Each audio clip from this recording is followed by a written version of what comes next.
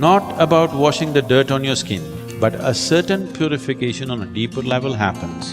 In line with your ears, here, at that point you put little cold water. Once your cellular structure is charged with energy, it will remain youthful for a very, very long time.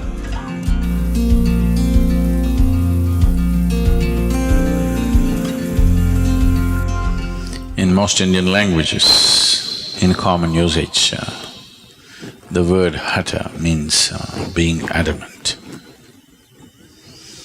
This is a quality that you will need. Your body says, enough, I've had it. But you're adamant. This is Hatha Yoga.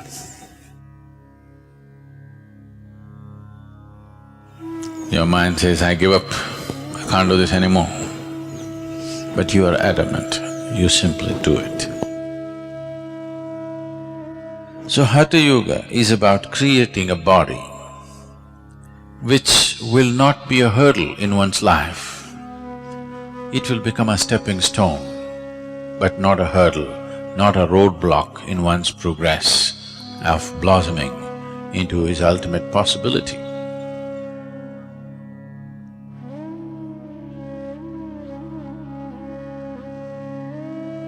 So simple tips. I am not known for giving tips. Bad reputation I have, but simple tips.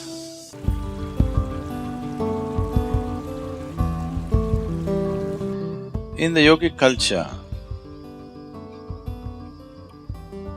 a shower, there was no shower.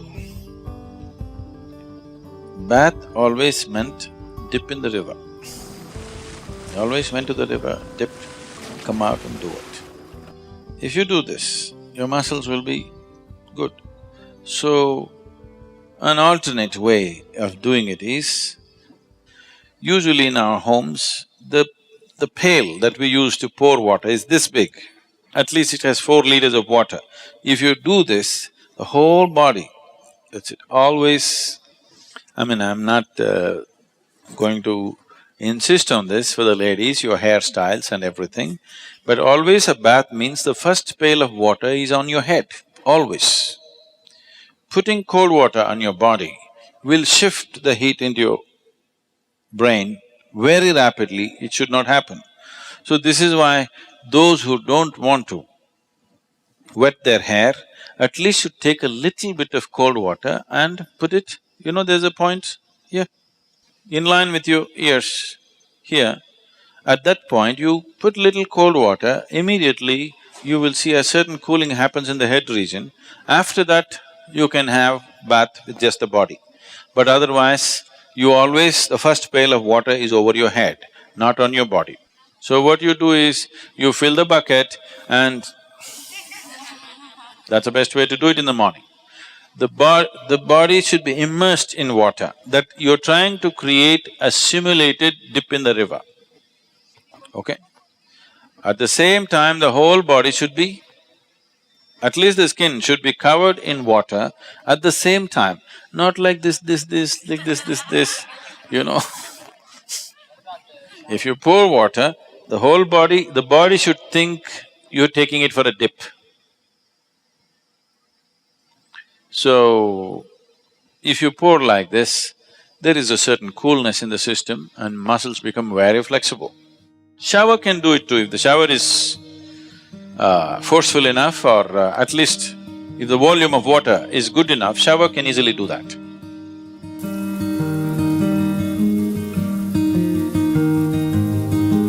It's always best that we use water which is little cooler than the room temperature.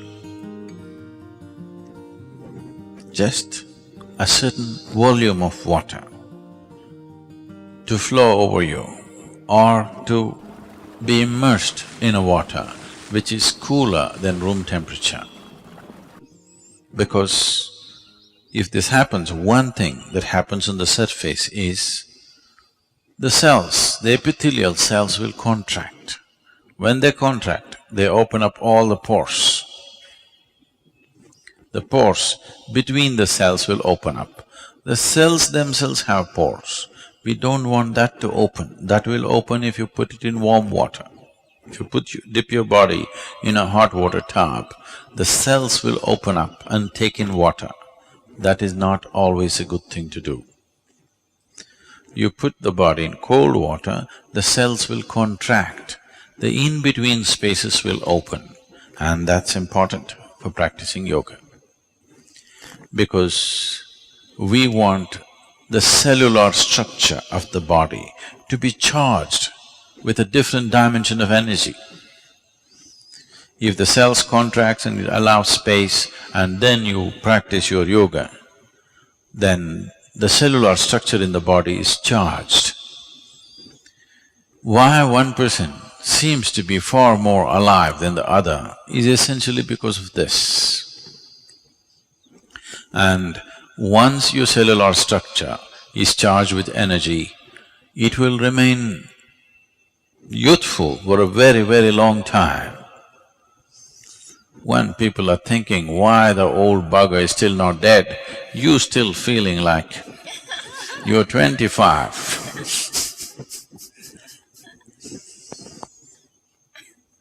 Hatha yoga is a way to frustrate the world also.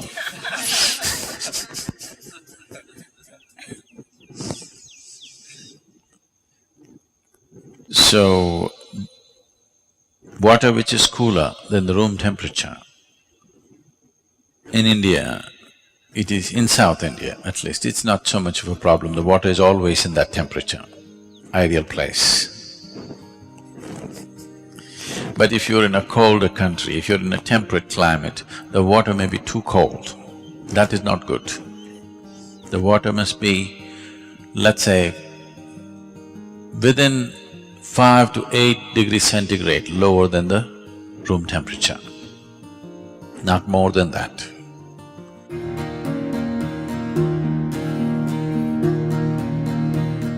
So if you have a tendency to catch cold initially, first couple of weeks, you put a spoon of eucalyptus oil in the water, cold water, and pour it over you.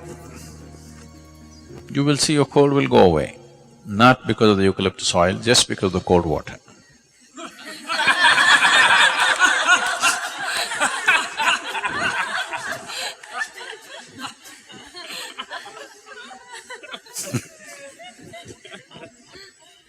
If you have an infection and something else where excess mucus is being generated, that needs to be treated differently.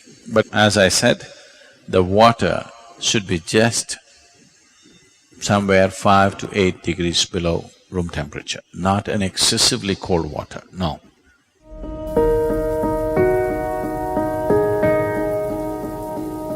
If there's any kind of interaction, any kind of mingling and mixing of whatever kind, if you're in a crowd for too long, when you go home, first thing is shower. You must do this. If it takes 3, 4, 5 showers in a day, it doesn't matter. For a sadhaka, it's good to shower many times a day. You shouldn't overdo it. But there were times when I used to shower minimum 5 to 7 times a day. Now it's come down to maybe 2 definitely, sometimes 3. 2 is a must for you. More is good. Any kind of physical contact happens with somebody, a period of more than, let's say, 6 minutes, if you're even holding somebody's hand, before you do yoga, it's best that you have a shower. This is not a cleansing thing. We are not trying to clean the body, that's not the point. It's not because somebody is impure, you're trying to clean your body. Yoga is a way of organizing your energies into an individual. So if any kind of transaction happen too much, if I come and sit in a program, I'm not even physically touching anybody, if I sit in a program for 2-3 hours, first thing is shower. Because just the interaction creates a certain amount of the integrity of your energy becomes little loose. So at any time, First thing when you go home, shower. Shower need not mean soap, shampoo, this, that. A bucket full of water, boom. Just water flowing over, it purifies. How does water purify without washing and scrubbing? Not like that. You know, in nuclear reactors, they're using certain metals, particularly metals like titanium and even platinum and few other things. If they want to purify these metals, they want metals in the purest form. In the normal laboratory process, they can only purify to a certain point, beyond that they're not able to purify. So what they do is, you make a rod of this metal and make another ring. Just move it up and down without touching. Just do this. You will see the metals will get purified. So 72% of your body is water. You just throw water over this, there is a certain purification. Not about washing the dirt on your skin, that is anyway there, that's a different thing. But a certain purification on a deeper level happens, just allowing water to flow over you.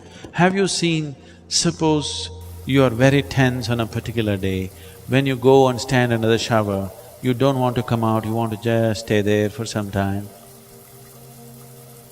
Those 3 minutes or 5 minutes in the shower hasn't solved any problem in your life, but when you come out, it looks like it's gone. You're like born fresh. Have you noticed this? You feel it's all gone because all that's happening is, this is largely 2/3 of it is water. If just water flows on this, certain things will change.